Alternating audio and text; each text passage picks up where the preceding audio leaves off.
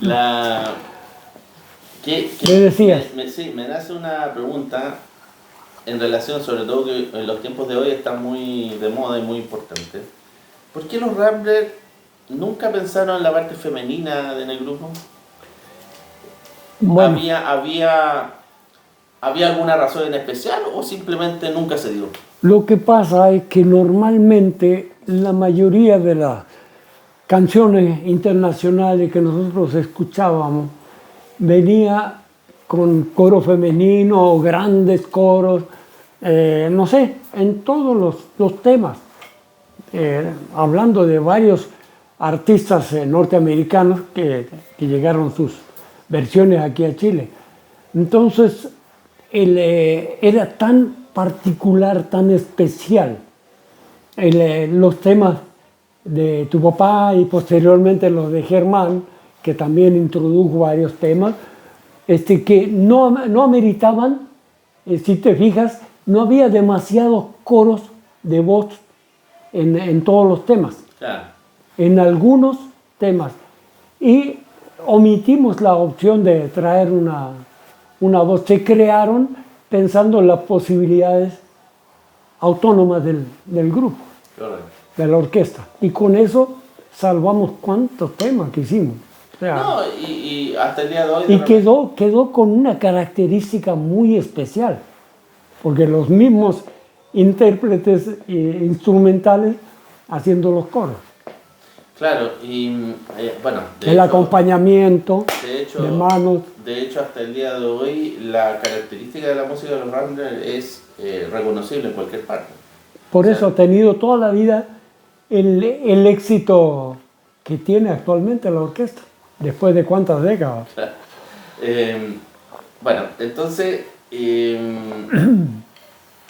estuvieron, mi papá siempre decía que estuvieron en este lugar, no aquí, sino que adelante, donde estaba el living, donde había una pequeña oficina también. Y donde había un piano. Había un piano, y estuvieron ensayando durante 4 meses, casi todos los días, no todos los días, pero muy seguido, el rock del mundial.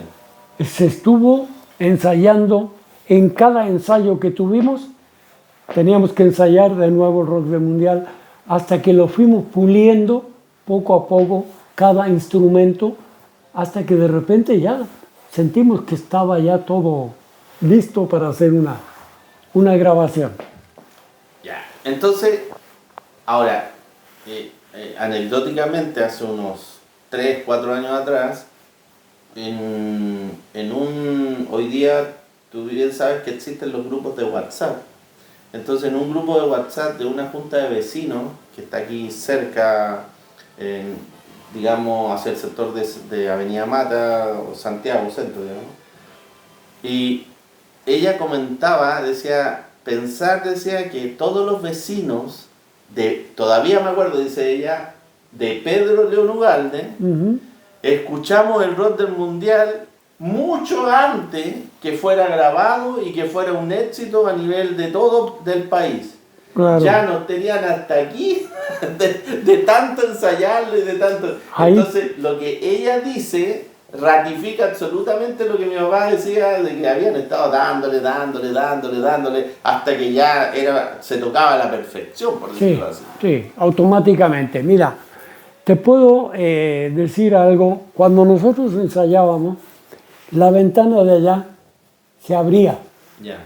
Entonces, para que haya una ventilación, ya sabes que los equipos de aquella época eran como hornos, ¿no? Claro. Los focos que tenían adentro eran... Sí, pues los tubos. Los tubos. Entonces se abría para que se mantuviera una circulación de aire. Y eso hacía que pero toda la gente de aquí del barrio, de esta calle en especial, muchos se asomaban a la ventana a vernos ensayar. Claro. ¿Ya? Y se quedaban ahí escuchando rato, porque no era solamente el rock del mundial, pero siempre escucharon el rock del mundial en cada ensayo, como ya te lo dije anteriormente. Y de hecho tengo una amiga que se llama Clotilde Ahumada. Clotilde Ahumada. ¿Tú la conoces de casualidad? La verdad que no. Es una vecina de acá muy cerca. Cuando yo aparecí por primera vez con nuestro amigo Patricio Aliste en el programa La Ventana de los Recuerdos, ella está ahí desde hace varios años con él en ese programa. Es un programa online. Ya. Y el día que yo entré y que me presentó con un tema que yo compuse y me hizo el favor de darlo a conocer a través de la radiovisora, me escribe: hola Romeo, me dice, yo soy una vecina de Jorge Rojas y siempre que pasaba yo saliendo del liceo, de la escuela, me asomaba y estaban ustedes tocando ahí en casa de Jorge Rojas. Entonces ella conocía la orquesta por oído o visualmente si se asomaba y sabía que éramos los Ramblers tocando el rock del mundial y varios temas que se compusieron posteriormente y seguíamos ensayando. Claro. Bueno, Esa es una anécdota nada más que ocurrió, a mí me llamó mucho la atención. es muy de las tantas anécdotas, y son muchas. Sí. Entonces, ya, por lo menos hemos ido avanzando un poco. Ya. Bueno, ya, y de ahí la orquesta sigue, ya estaba en el programa de Radio Minería, ¿no es cierto?, el Festival de la Polla, Sí. ¿no es cierto? Ya se empezó a hacer más conocida la orquesta, como mi papá decía, llegaban muchas cartas de todo el país para felicitarlo, para animarlo. El show de la Polla, habían sacos y sacos de cartas de todas las chiquillas de la época, de cualquier parte de la República. Claro, es súper interesante porque esos programas de radio, son lo que fueron mucho tiempo después el Dingolondango y todo, que eran los programas de televisión. Correcto. O los programas que hoy día puede ver la gente, estos programas de concurso o programas así, que los pocos que hay, donde va el público y está presente en un... Era la platea con gente en vivo, las transmisiones de radio donde actuaba la orquesta de los Ramblers. Y obviamente, aunque la gente parezca chiste, pero ahí estaban todas las mejores niñitas que se sentaban en la primera fila porque querían ir a verlos, exactamente. Querían tocarlos, querían emocionarse. Y eso que estamos hablando de una época que ni siquiera todavía se había grabado nada. O sea, nada. Es sola, o sea, imagínense la trascendencia de este grupo a nivel nacional, que siquiera sin haber pisado el estudio de grabación, sin haber nacido todavía el rock del mundial, y ya eran temas a nivel nacional y a nivel de fans, a nivel de las cartas, sacos de cartas antes de todo, o sea No, eso fue una cosa sensacional, el que la gente haga eso, porque pues solamente lo veíamos nosotros en algún noticiero de los teatros, en esa época que venían de Estados Unidos o de cualquier otra parte de Europa. Eso ¿no? es un poco lo que conversaba. Sí, que Polanca, que Fat Domino, que Elvis Presley, que se veía, pero solamente en los noticieros del cine. Entonces, un poco lo que te comentaba, ¿te acuerdas que hablábamos el otro día de esta película documental que nosotros queremos hacer, que yo te decía que quiero mostrarle a las nuevas generaciones y a las mismas generaciones de antes que se den cuenta lo que significaron los Ramblers? Correcto. O sea, el primer grupo rock star de este país. Correcto. Entonces, eso tiene que visualizarse y tiene que quedar impregnado en la conciencia colectiva del país, sobre todo en los jóvenes. Además, el primer grupo rock star cantando el primer rock and roll en español. En español. Y eso, vuelvo a repetir, todavía eso viene, porque estamos antes de... Correcto. Entonces, ¿qué pasa? También el otro día tú comentabas la emoción de ya las primeras veces empezar a tocar en grupos o públicos pequeños y que te aplaudían, y eso como que alimentaba tu alma, tu ego, ¿Cómo todo no? eso. Claro, Me imagino claro. en la radio. Te sentías importante, vaya. Ahora me imagino en la radio, me imagino con tanta carta, me imagino con esta gente que se empiezan a enamorar porque empiezan a hacer ustedes su amor platónico, ¿no es cierto?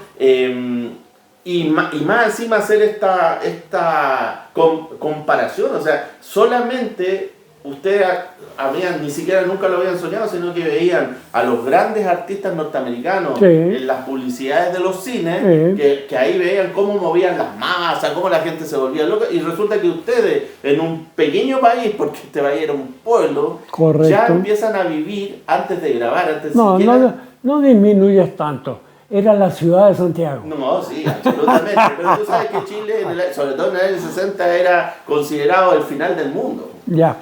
A eso me refiero. No quiero minimizarlo. Sino que ponerlo en contexto. Perfecto. Entonces, ¿qué pasa?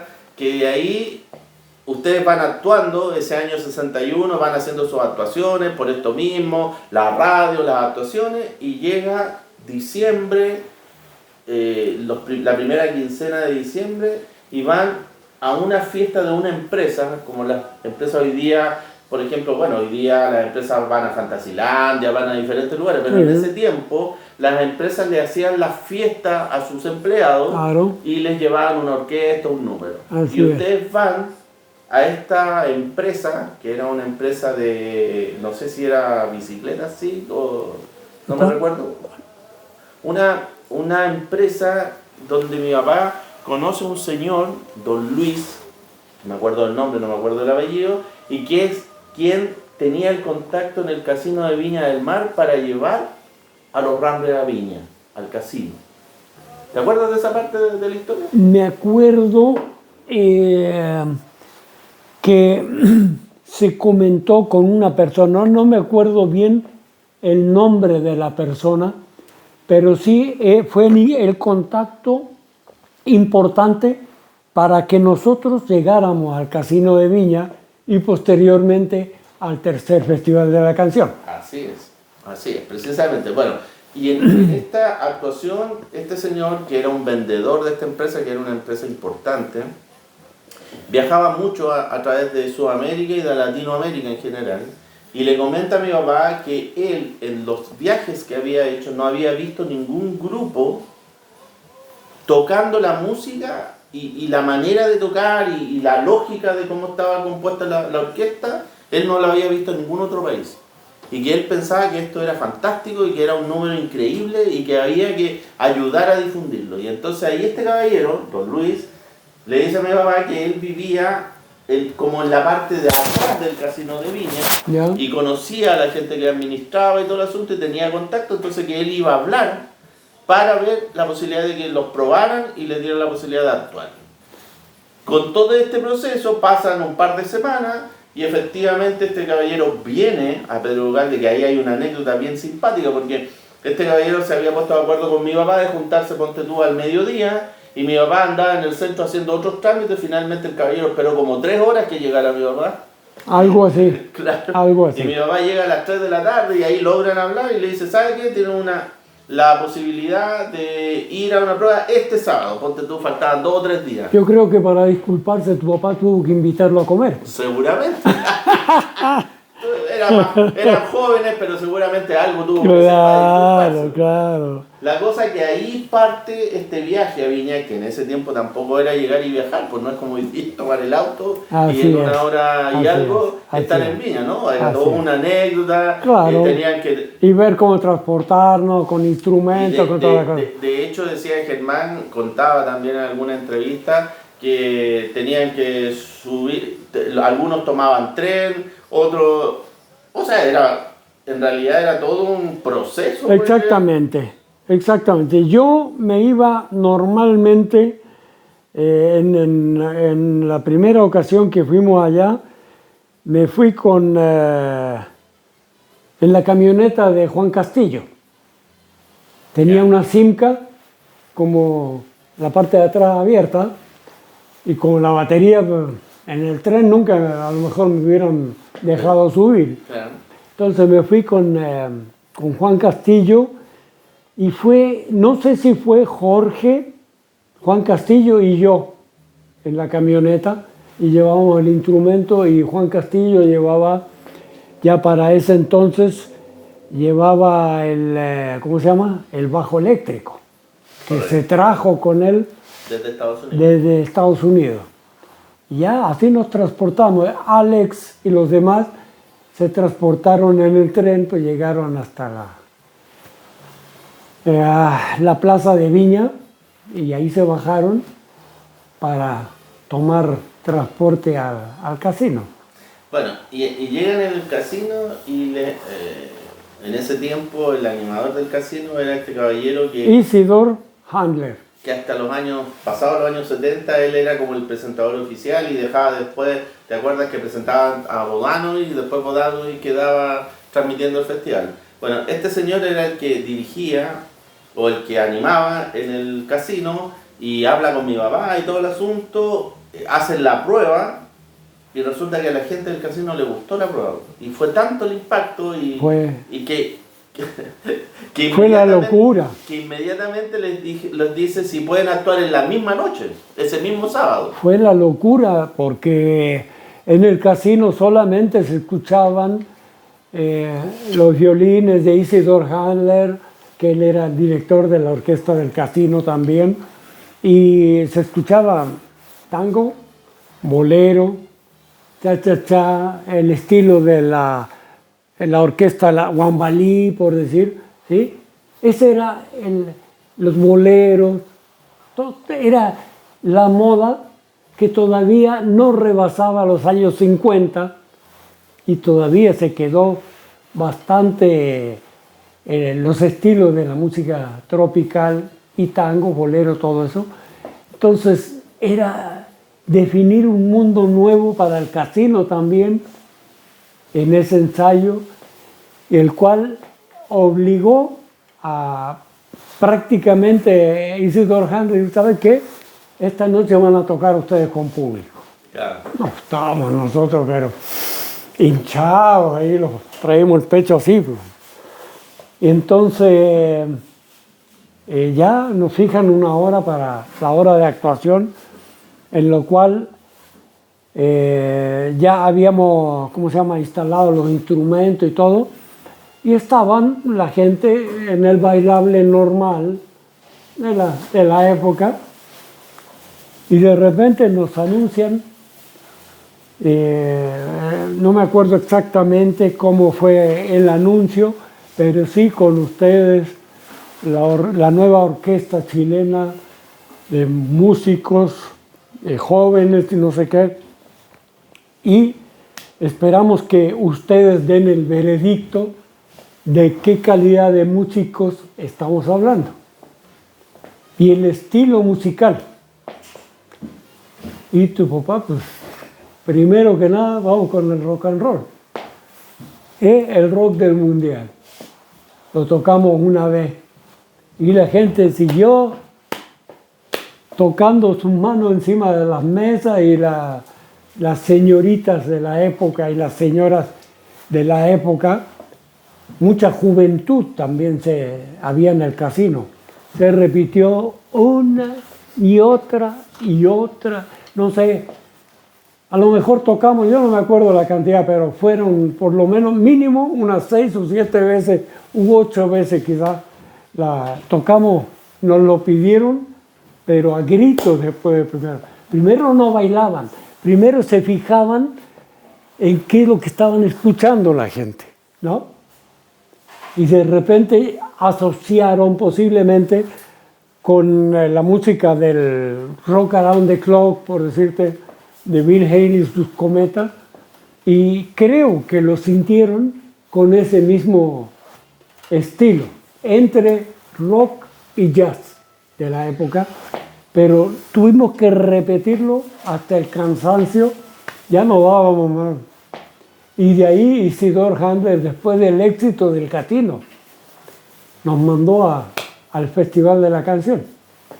Y claro, hablaba, mi padre cuando contaba esa anécdota decía que habían partido, digamos, con un poco de jazz, lo que ustedes tocaban, pero después habían llegado y precisamente que, por ejemplo, dentro de las anécdotas que él cuenta, es que en el casino llegó un momento que la tercera o cuarta vez del Rock del Mundial encima de las sillas empezaron a bailar las chicas. Sí, Se subieron a las sillas para estar bailando. sí, Y eso definitivo. jamás había pasado en el Casino de Viña. Corroborado por mis ojos.